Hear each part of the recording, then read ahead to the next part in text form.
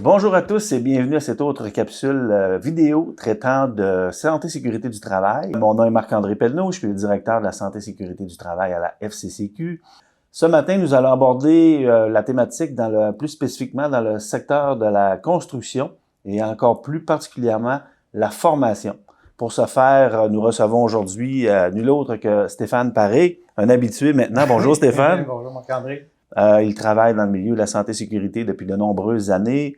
Il est diplômé de l'Université de Montréal en santé et sécurité, en relations industrielles, également du programme Émergence de l'École d'entrepreneurship de Beauce en 2018 plus récemment. Il est également médiateur civil accrédité. Stéphane est un passionné de tout ce qui a trait de prévention en milieu de travail.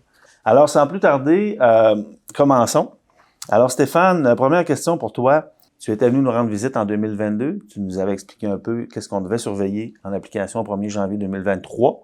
Alors, plusieurs mois plus tard, voire un an plus tard, qu'est-ce qui se passe concrètement sur le terrain? Bien, évidemment, c'est des changements pour notre secteur, notre industrie, les nouveaux mécanismes de participation des travailleurs. Tu sais, si je fais abstraction du programme de prévention qui était bien connu, bien, on le voit, là, ça prend forme, ça prend vie tranquillement, mais sûrement. Comme association patronale, évidemment, on sensibilise beaucoup nos membres. J'ai une équipe de conseillers qui sillonne le Québec pour informer nos membres. Donc, tranquillement, mais sûrement, ça prend vie. Tu nous avais également soulevé l'année dernière comme enjeu toute la question au niveau de la formation obligatoire, hein, parce que la formation obligatoire rentrait en vigueur une année après toutes les mesures qu'on connaissait. Mais j'aimerais ça que tu prennes la peine de nous faire un rafraîchissement sur les principaux acteurs qui interviennent sur un chantier de construction. Donc, on rappelle qu'il y a maintenant le coordonnateur en santé et sécurité, donc l'ancien agent de sécurité qui est un cadre du maître d'œuvre. Sur les plus petits chantiers, en bas de 12 millions ou de 100 travailleurs, on a le représentant en santé et sécurité à temps partiel qui est désigné par les travailleurs du chantier. Sur les plus gros chantiers, 12 millions et plus, ou 100 travailleurs et plus, on a le représentant en santé et sécurité à temps plein. Et finalement, on a également le comité de chantier sur les chantiers de 20 travailleurs et plus. Donc ça, ce sont les acteurs qui doivent mettre en œuvre les mécanismes de prévention. La formation est à caractère obligatoire pour chacun des intervenants dont tu nous as parlé.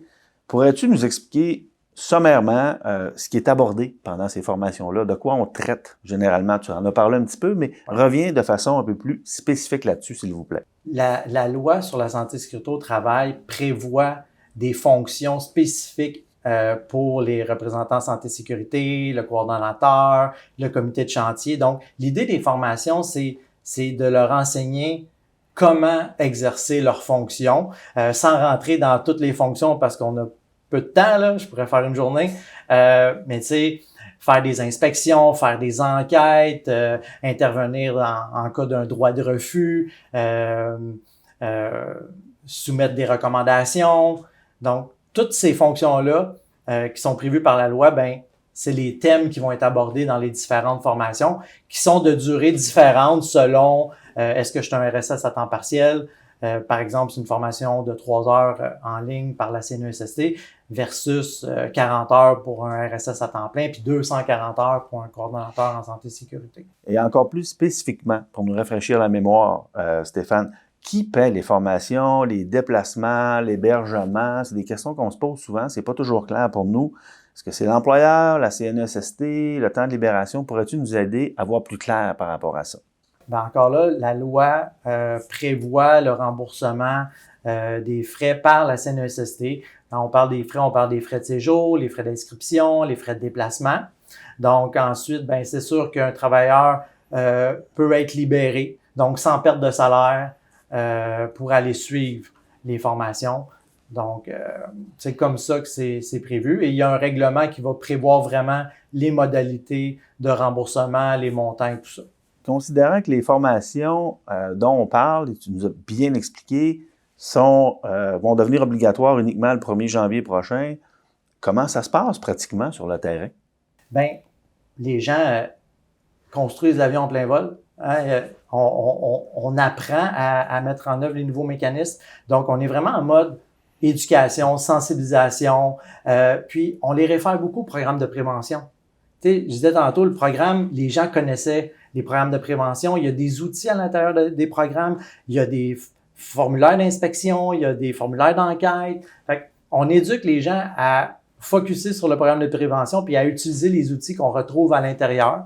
Et évidemment, la CNESST aussi a travaillé fort sur leur site web. Il y a plein d'outils. Il y a des guides, il y a des exemples de formulaires que les RSS et les coordonnateurs peuvent utiliser. Donc, puis la CNESST est en mode informer, soutenir, convaincre. Donc, il y a beaucoup d'éducation qui se fait sur le terrain pour que les gens arrivent à mettre en œuvre les nouveaux mécanismes de participation. Déjà, la dernière question pour toi. En terminant, de façon plus générale, toi qui es un expert en santé et sécurité, ça fait longtemps que tu travailles dans le domaine. Quand tu regardes la modernisation du régime, qu'est-ce qui est à surveiller d'après toi là, dans les mesures? Il y en a beaucoup, mais les plus importantes, à ton avis, ça serait lesquelles? Bien, ça va être important de donner le temps au milieu de travail de s'approprier les nouveaux mécanismes de prévention. La LMRSST a amené beaucoup de nouveautés.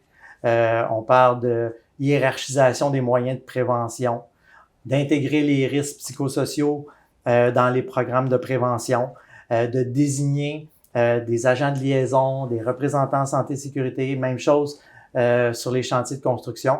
Donc, il faut donner le temps au milieu de travail de s'approprier ces nouveaux mécanismes-là. Donc, il faut être en mode, je reprends les mots de la CNESST, donc soutenir et convaincre avant d'aller dans le contraindre. Donc, je dirais que c'est ça qu'il faut surveiller. C'est donner le temps au milieu de travail de s'approprier ces nouveaux mécanismes-là. Mais on pense que si on focus sur l'identification, la gestion des dangers, l'application des programmes de prévention, puis qu'on amène un esprit de collaboration, je pense qu'on va réussir à faire quelque chose. Il me reste à te remercier. Merci d'avoir été avec nous aujourd'hui. Ça me fait plaisir. Partager ton expérience et tes connaissances avec nous, c'est toujours très apprécié. Et il me reste à vous, chers auditeurs, à vous inviter à continuer à nous suivre dans nos capsules pour tenter de vulgariser le mieux possible les mesures de la modernisation de notre régime de santé et sécurité du travail. Merci et bonne journée.